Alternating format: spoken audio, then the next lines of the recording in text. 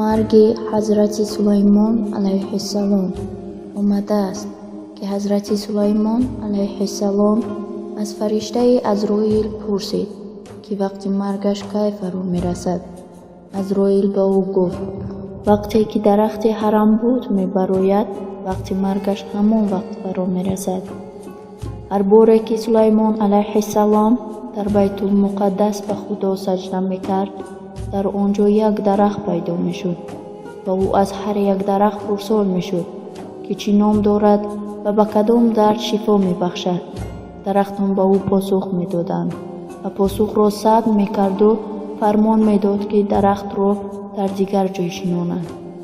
боре дар вақти намоз хондани ҳазрати Сулаймон алайҳиссалом дарахте мебарояд ва ӯ аз он дарахт пурсон мешавад ки чӣ ном дораду ба кадом дард шифо мебахшад. дарахт ҷавоб медиҳад ки номаш ҳарам буд аст.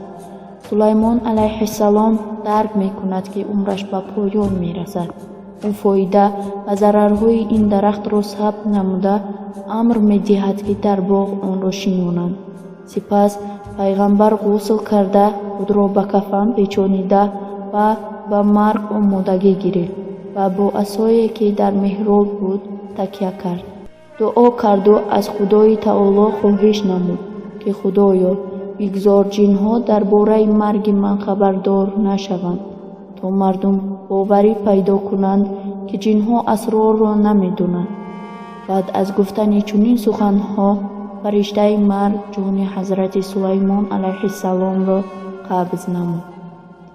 ҷинҳое ки доимо изҳор мекарданд ки сиру асрор медонанд, дар бораи марги пайғамбар алайҳиссалом хабардор набуданд, ҳарчанд ки ӯро медиданд. то он даме ки асое ки ҳазрати Сулаймон алайҳиссалом ба ӯ такя карда буд нашикаст. ҷинҳо аз ҳазрати Сулаймон алайҳиссалом метарсиданд ва аз марги ӯ хабардор набуданд. ҳамин тавр онҳо 1 сол ба тамоми қувват кор мекарданд. дар бораи чӣ тавр Азроил ҷони ҳазрати Сулаймонро қабз намуданд ақидаҳо гуногун аст. дар яке аз ривоятҳо оварда шудааст ки Сулаймон алайҳиссалом дар синни 180 солагӣ вафот кардааст ва боз ақидае аст ки ӯ 50 сол зиндагӣ кардааст. боз Аллоҳ донотар аст. боз дар ривоят омада шудааст ки Сулаймон алайҳиссалом дар назди қабри падараш ҳазрати Довуд алайҳиссалом дафн карда шудааст. инчунин ақида аст ки дар шаҳри Байтуллаҳми Фаластин ӯро дафн кардаанд. Аллоҳ доно ва огоҳ аст.